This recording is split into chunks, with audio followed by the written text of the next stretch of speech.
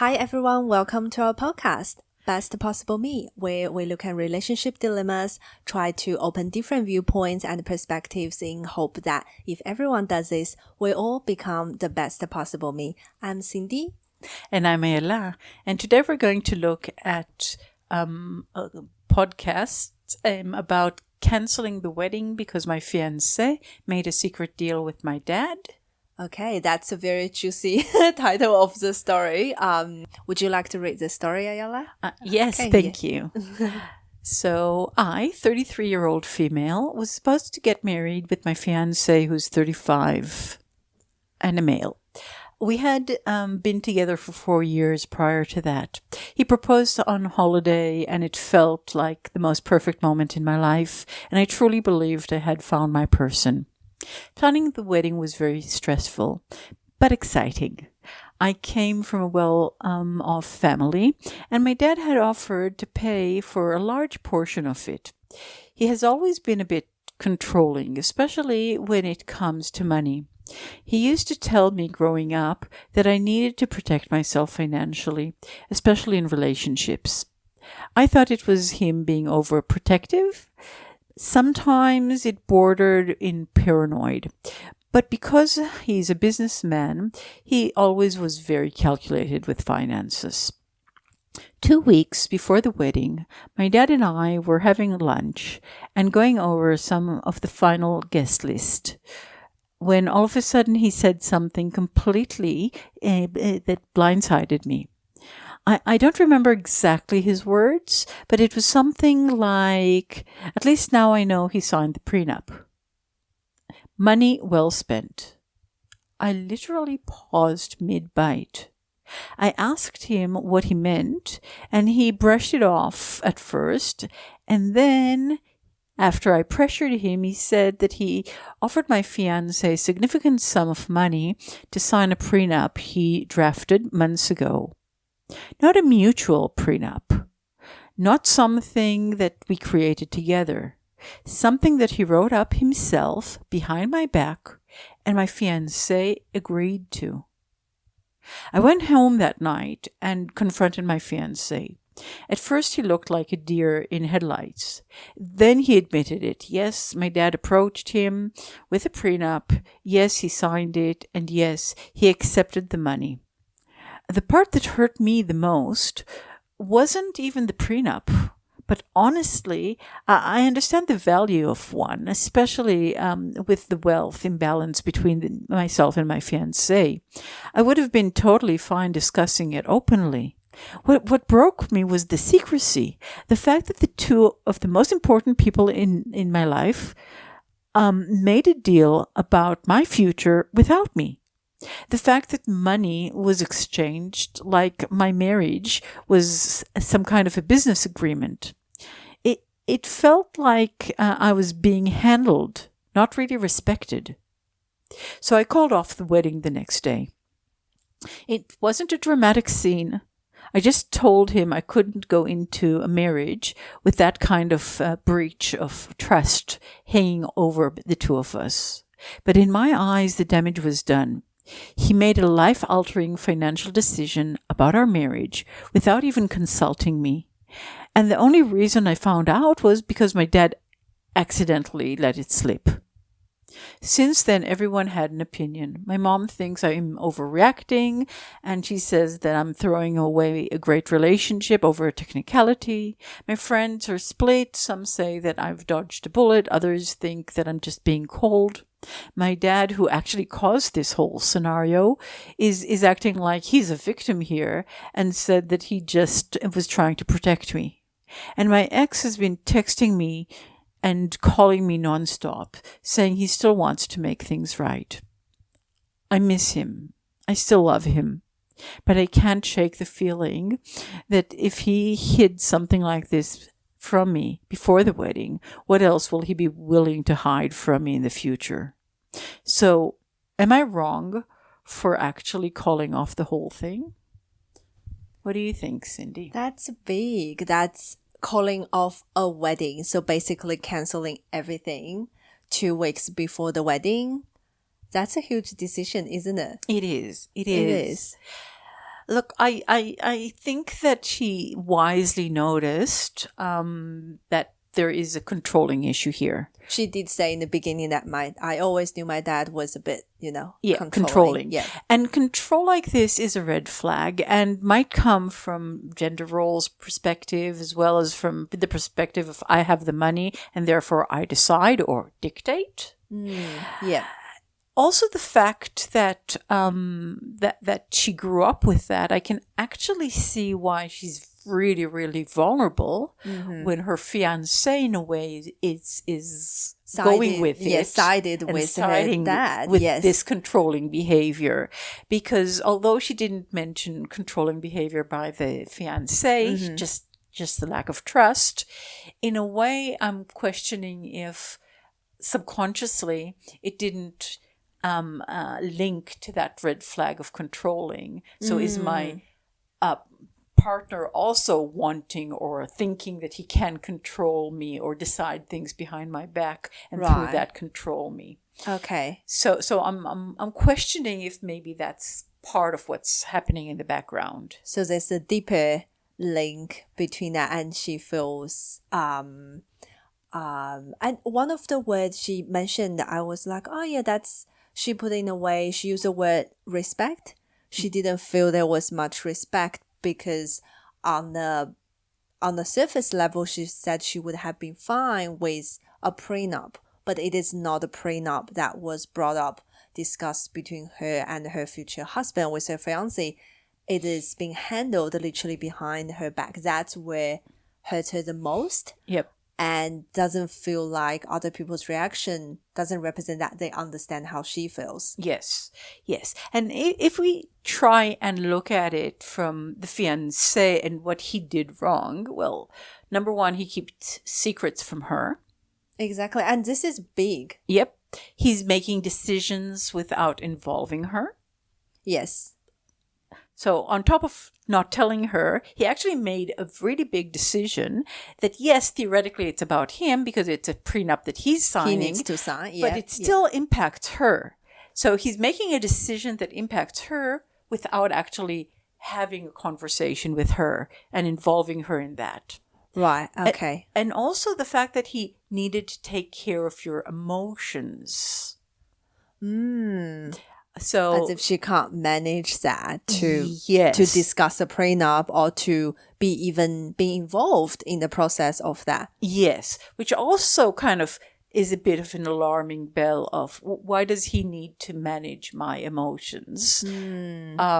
Can he not allow my emotions to be my emotions and then be there for me and calm me as a partner should, rather than protect me or protect my emotions from knowing about something? So in a way it's putting her down. It's like, I knew you couldn't handle this, but we don't know if there's anything happened in the past. For sure there wasn't a prenup happened in the past that she couldn't handle.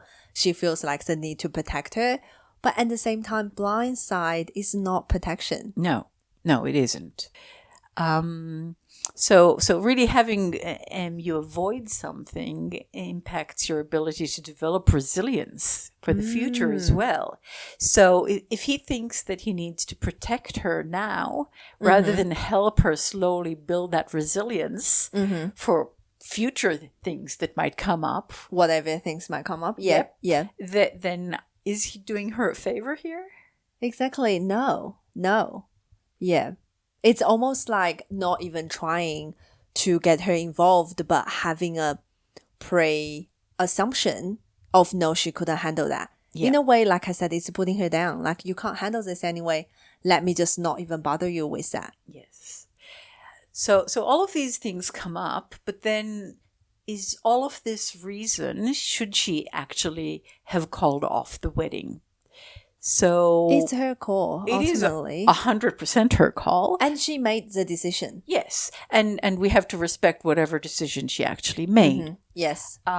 So if we're going back to, people's right and respecting people's right, 100%, you don't even need to ask us for permission. Yes. But if you are asking us for our thoughts, Yes. So to put it differently, we want to first say, this is your decision. Whatever decision you made, 100% we respect you for whatever decision you actually made here. Yeah. If you're asking us what could have been done or could it have been handled differently, that's where we're actually starting to have this discussion. Yes, of course, yeah. And it's interesting. At the end, she mentioned after she canceled the wedding, she called everything off. Her mother's reaction, her friend's reaction, and the fiance's reaction, the dad's reaction. Like, it seems like everybody has an opinion. Yep. About her decision. Yep. And yes, everybody does have an opinion, but should we always voice it? Exactly. Yeah. I mean, I can totally understand why the fiancé is voicing his opinion or his request to her, because obviously he loves her and he does want to marry her 100%. But do the friends need to actually have an opinion here? I'm not sure. I mean, yes, unless she asks for it. Yes, but even if she asks, why is she asking? Is it because she's not sure?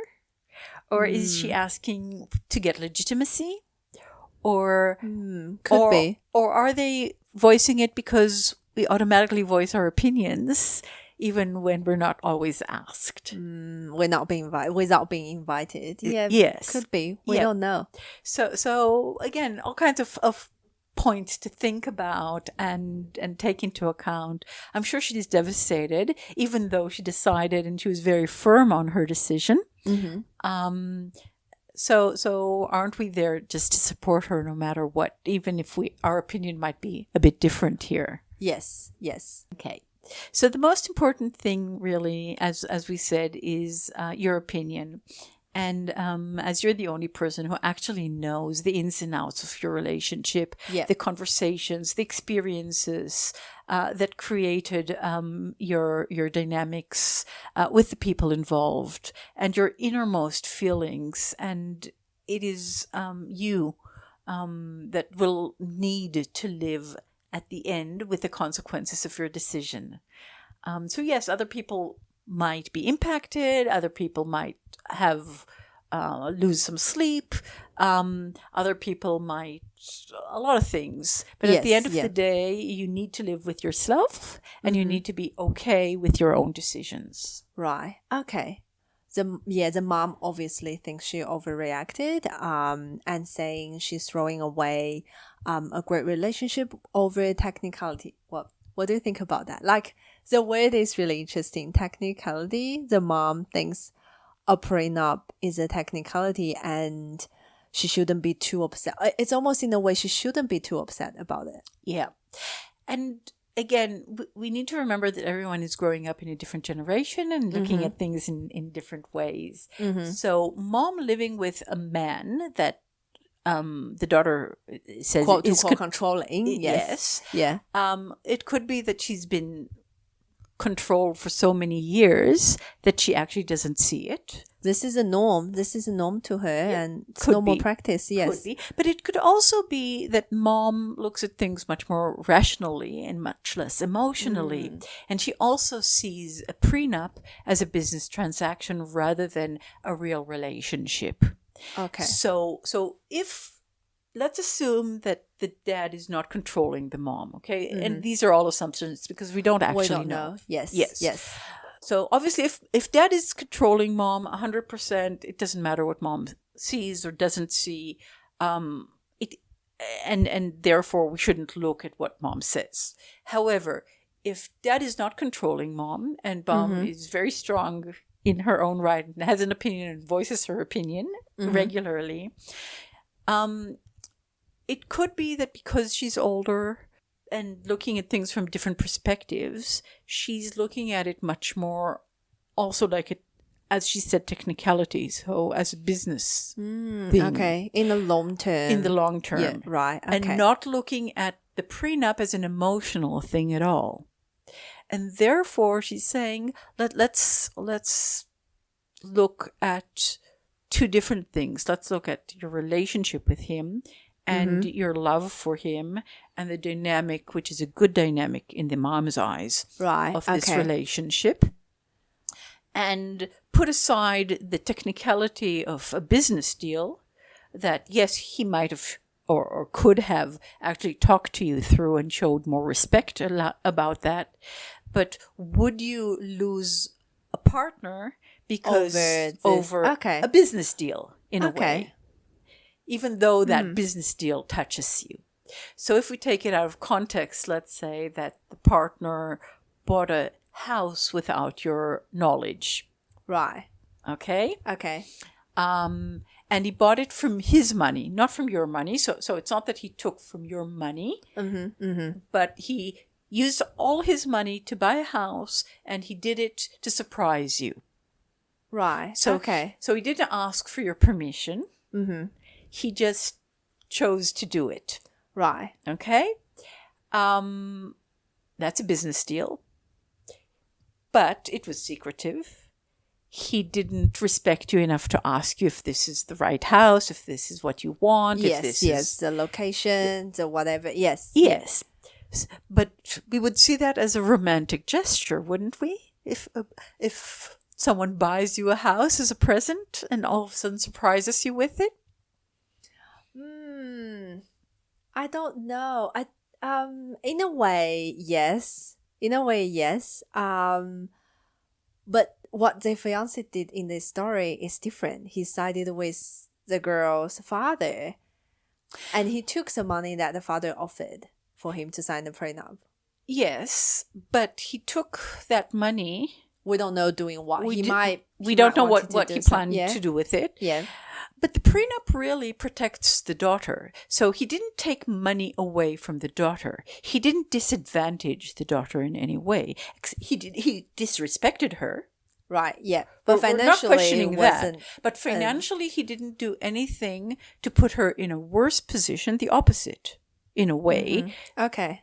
He put her in a better position so that if, God forbid, they will separate at some point, she will never be harmed by it. Right, okay. And that's why I'm giving the example of the house. That your partner has money. It's not your money. It's not shared money. And he takes that money and he buys a present for both of you. Does that present come with a prenup? They're like, to move into this house, you have to sign a prenup to say in the future the house has nothing to do with you. No. But what I'm trying to say is you can also look at it as a business transaction. Don't know. But then in a way you feel like there's no harm done financially. Financially, 100%, right. There was no harm done to her in any way. Okay. The opposite. There was, again, I totally think that there was harm done in the fact that she was disrespected, blindsided, and disrespected. Yes. So I'm not arguing that for a moment, but a decision was made behind her back that didn't really impact her except for the disrespect. Didn't impact her financially. Financially, the opposite. It actually impacted her. It benefited her in the long run. If we ever get there in the long run. Yeah. Yes. But again, it's the beginning of a relationship. And the secrets come in. Right. There's also trust. Yes. So with the trust element, 100% there's a problem. But I can also understand where the mom is coming from because she's looking at it as a business transaction rather than as an emotional transaction. Right. Okay. It needs to be done and it's done and okay. Well, I can see that we have the fiancé's version here as well. Would you like to read that or should I read that? How about you reading? Okay. Yes. Okay.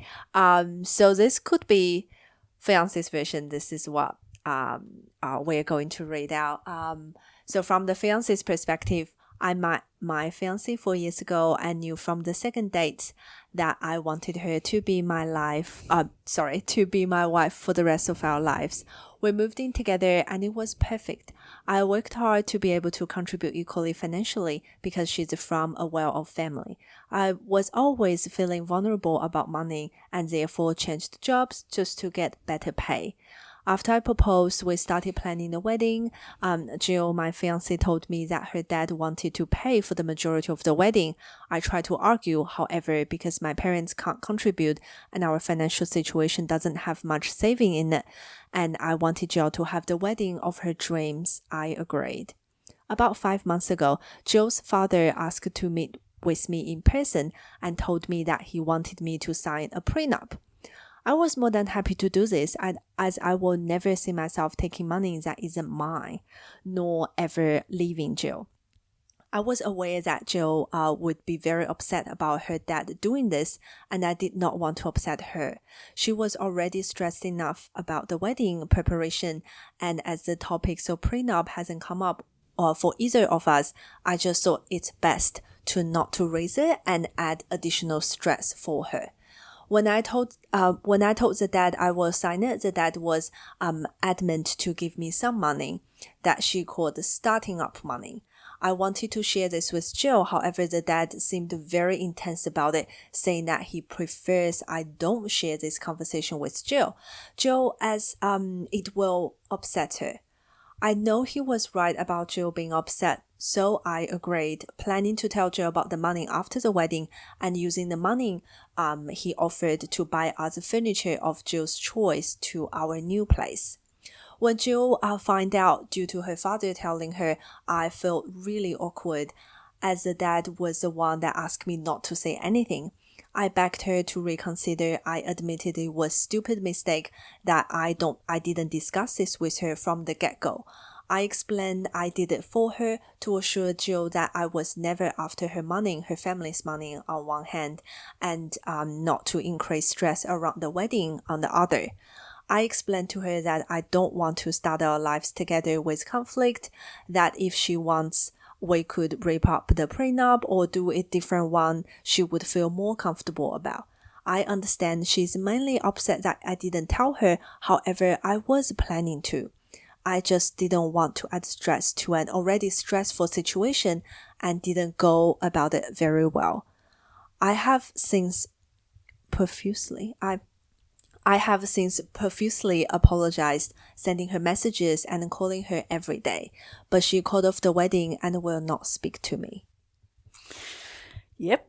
That's a bit different than what we talk about, isn't it? Yes. I mean, we still see the fact that he's trying to protect her emotions, which isn't necessarily the right thing to do. Right. Because, again, aren't we as partners supposed to raise everything together and be there for each other even when emotions are hard? Mm-hmm. But also all of a sudden he was in a really awkward situation because of the dad's request. Right. His future father-in-law asked him not to say a word about it. There's the power imbalance there again. Yes. And we're also seeing the fact that, he's starting to be part of this family. Mm-hmm. This is his future father-in-law, and he wants to be okay in his books too. Of course, yeah. He wanted to do as he's told. Yes. So we can actually see how the father, in a way, is manipulating both of them. So it's very much controlling behavior of the father by him telling the fiancé, don't tell I am my daughter. Yes. You're your fiancé. Yeah. And almost controlling what they should or shouldn't be talking about. Right. And I think that standing up to dad and saying, no, I have to share it with her, is not an easy conversation to have. And it should have happened. Right. But he's also admitting that he didn't, he didn't deal with it well. Right. And he also mentioned he's blindsided in a way as well, because the father said, do not tell her but eventually it was the father who slipped out the information. Yes. Actually, in a way, ruined his plan because he has a plan in place that to tell Jill everything after the wedding, and he has a plan how to utilize the money. Yes. As well. And utilize it in a way that really, again, benefits Jill. For both of them. And respects her choice, because he didn't say, I will buy furniture for us. He said, I will use this money for furniture that Jill will choose for us. Right. So again, he's using the money in a way by almost giving it to Jill, and not the furniture we will choose together even. It's her choice. It's her choice. So we're seeing a lot of love from him to Jill. Again, we're not saying he dealt with it correctly, but we are seeing a lot of his understanding that he did the wrong thing. Right. Yes. Saying that never in all the things that he said did he say, I saw this as disrespectful towards Jill. That's right. Yeah, he didn't say that. He didn't say it as a disrespectful. He said more in a way that this shouldn't happen. Yeah. Because he had a plan in place. Yeah. And in a way, a bit blaming of the dad. Like, he told me to sign it and he told me not to say anything, but he was the one. Yes. Yeah. But again, we also need to remember, we're talking about young people. And we're talking about young people that this isn't necessarily, their profession. They're not counselors. They're not understanding necessarily. We don't know what they're working in. Right. But, yes. If they're not people that constantly deal with relationships, how aware will they be, even if they are respectful, usually, of what is and isn't, that control imbalance and things like that.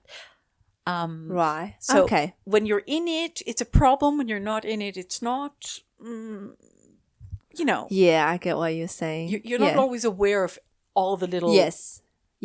And like you said, not everyone has the space or have the capacity to reflect and then to think about, is there a better way to do this? Is how would my behavior impact on others? Yeah. We also have a third element here. Okay, yeah. I'm assuming that he knows how Jill feels towards her dad with his controlling behavior. Right, okay. We're assuming. We would assume they would have talked how her childhood was, how she feels about the family members. Yes. Which means that if he's coming to a conversation with dad and dad is showing controlling behaviors, which he's happy with, because from his perspective, he's happy to sign it. He's happy with all these things that dad is raising. He knows that when he'll tell Jill, it'll really upset her just because of the fact that the dad was also controlling towards him. Right. Okay. So the dad was, in a way, controlling and manipulative enough to get everybody to do everything that he wanted. In a way. He planned in his head. Yes. Yeah. And again, we don't know how manipulative the dad actually is. He might be very. We don't know. But at the end of the day, we actually see this manipulation actually impacting both of them. Right. Yes. Definitely. Yeah. So from the fiancé's version, there's still a few points we would like to talk. Yeah, Ayala, what do you think? So I wanted to look at the wording that the fiancé talked about. So he kind of said that he was always planning to tell eventually. Right. What is eventually? What does that mean? Yes, is it right after the wedding? Or is it after the honeymoon? Or is it after, I don't know, they have kids and... Yeah. And if you're waiting for it eventually, I mean, he kind of hinted that his eventually was after the wedding, after the stress. That was his plan. Yeah. But again, is that really because he's afraid of her reaction? And he's hoping that if he does it in hindsight, then she won't be as mad. And that brings us to, well, don't you know how to have challenging conversations with your partner? Yes. Because you actually should know how to have challenging conversations with your partner before you get married to them. Right. Otherwise, how do you spend the rest of your lives together without even raising a difficult conversation, or you knew this conversation, yes, would upset her, but this is what happened and this is what needs to be discussed. Yeah. Yeah. Another point that I wanted to raise is the dad was very intense, and he said that he just wanted to keep the peace. And we talked about the fact that the father is now going to become his father-in-law, and it's also about building a relationship with you, the father-in-law. But in a way, getting married is also moving from being a lad, so to speak, into a grown man. Yeah. With all the responsibility of a grown man. And I think that allowing the dad to have financial influence is still staying in that lad place.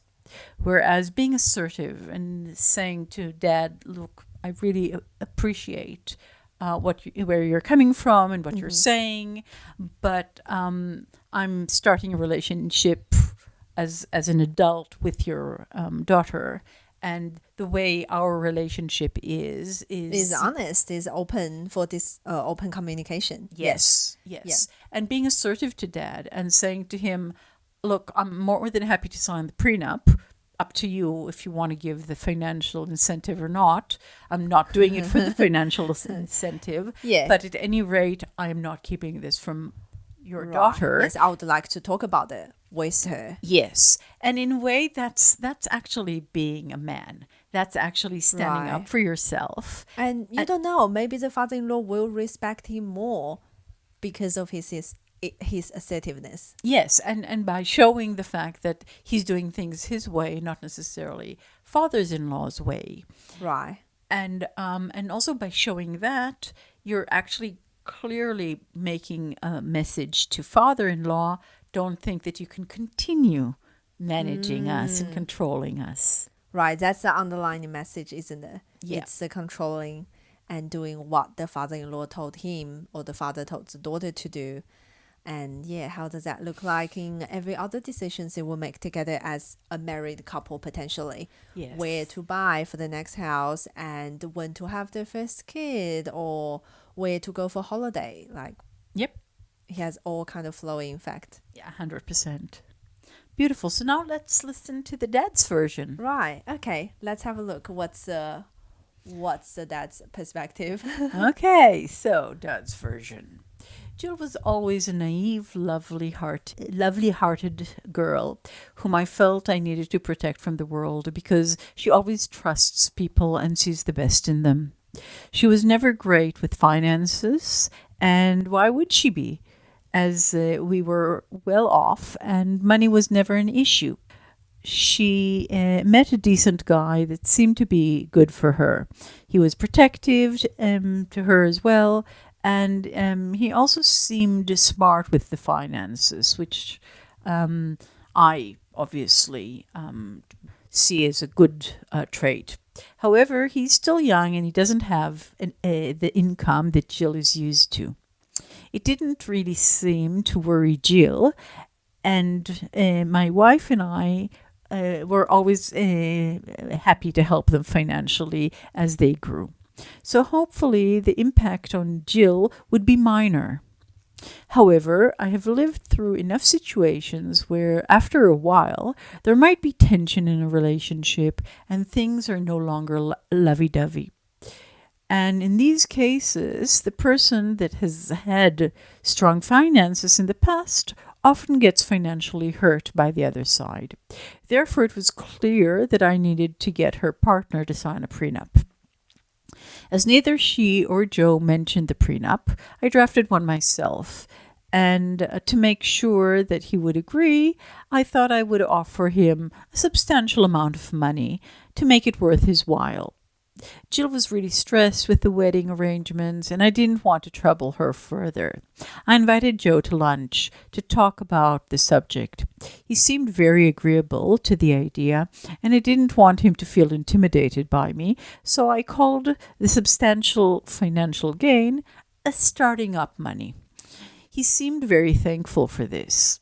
I did explain that I invited only him to this meeting so that he doesn't stress Jill more than she already was.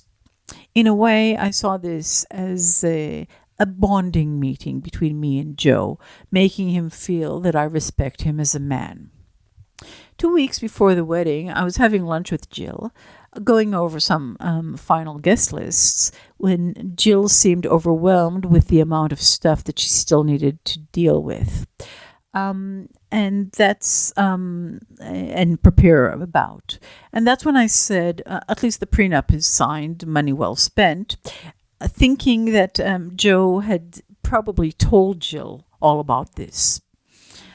When Jill started asking me questions of what I meant, I realized that Joe actually hadn't ever told her.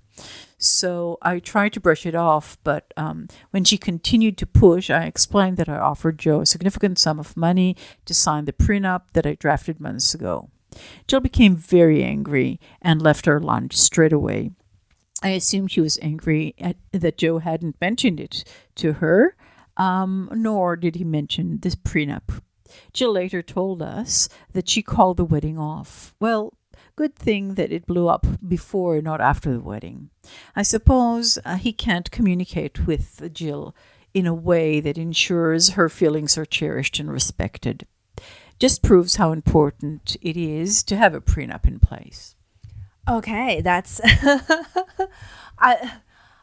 I kind of feel like it's the dad brushes things off so lightly at the end of his version, that, oh, okay, just prove that I am right, how important it is to have a prenup. And I actually think that he believes everything he said here. So I actually think that he is unaware of how his behavior actually impacted Jill or impacted Joe. Right. And their Yes. decisions relating to this. So he's automatically blaming Joe, but not taking any responsibility in the fact that he told Joe not to tell her. Exactly. I noticed that too. He said, oh, I would assume he probably already talked to her about it.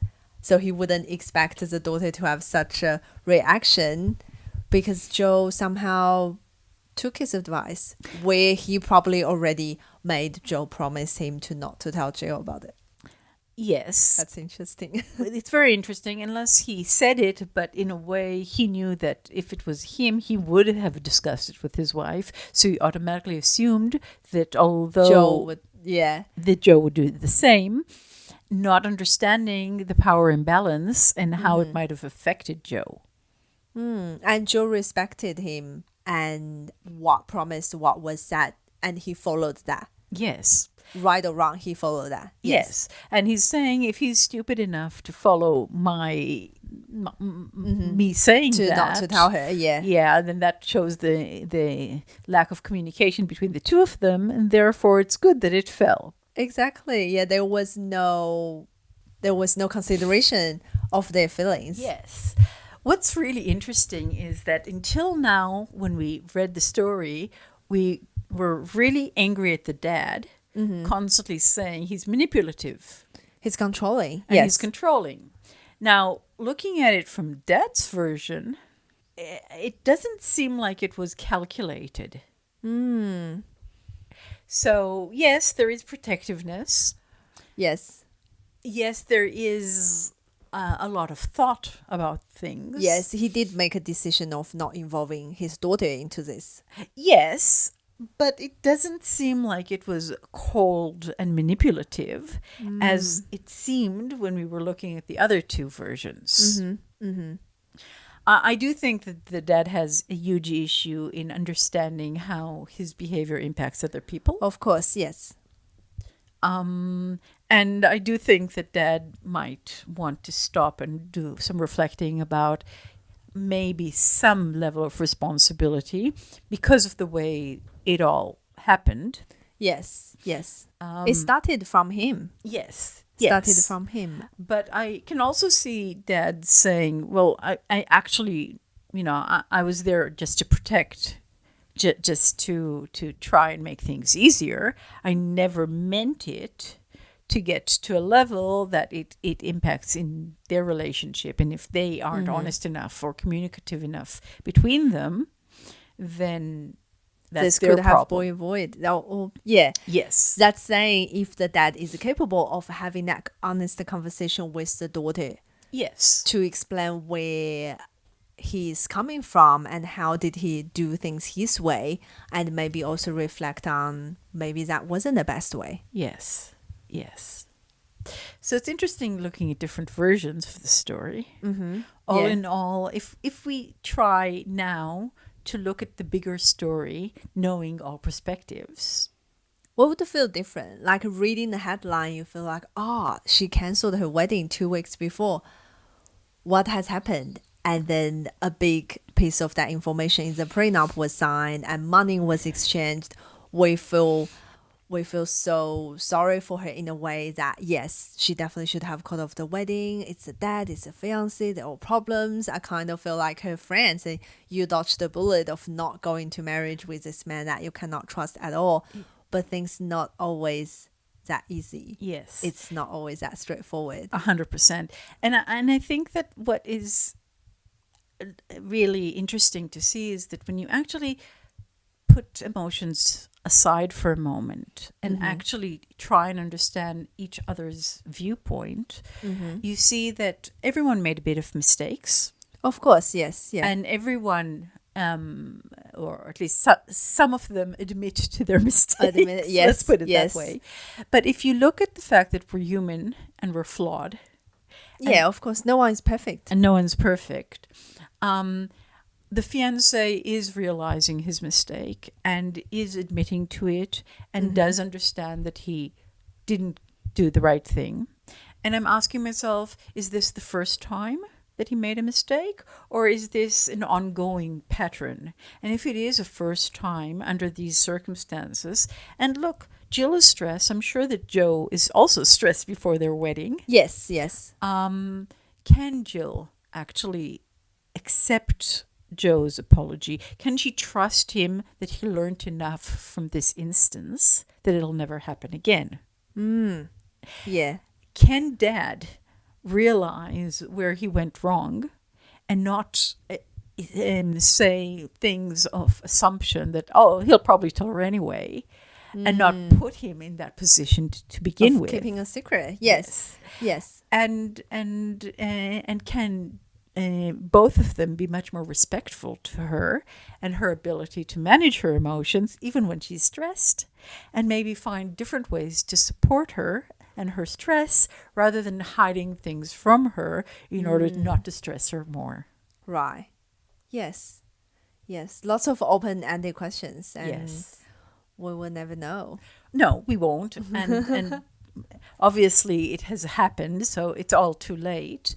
But I think that maybe talking through these things can open the eyes to other people that when there are really, really big decisions made, Yes, that like will change life-altering Very decisions. difficult really. situations. Yeah. That Yeah. maybe before we make the decisions, we need to actually understand everyone's perspective and understand where mistakes happen, and Right. what can we do to try and learn from them and grow from them, rather than say, I can't do this anymore. Yeah.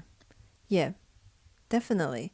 I think from my personal view, the Joe and Jill, they should have a face-to-face conversation and talk it out and explain to each other where do they all coming from. At the same time, Dad needs to be involved into this conversation as well. But as for Dad, we all sort of learned he probably had lived the same way his whole life. That's how he deals with finances in his household, and that's maybe how he handles things with his wife. I don't see a lot of possibility of that, of having that space of reflection. Possibly saying that people can always grow. Exactly. Yes. Yeah. It's a question of how much he wants to grow and how much he actually is open to grow, which is also true for a 20-year-old. So I don't think it's an age thing. It's I think not an it's age an thing, yeah. openness thing It's more openness, than yeah. anything else. Yeah. Yeah. Yeah. That's right. Okay. What an interesting story. So thank you very much for talking it through. Thank you. Yeah, well, that's about it for this episode. We will see you in the next episode, in the next story. Thank you. Bye. Bye. If you also have a relationship dilemma that you are struggling with and you would like us to bring it up here anonymously, you can email us on bestpossibleme.podcast@gmail.com. You can also find the email address in our podcast bio. Don't forget to like and follow our podcast so you get the notification of each new episode. See you next week.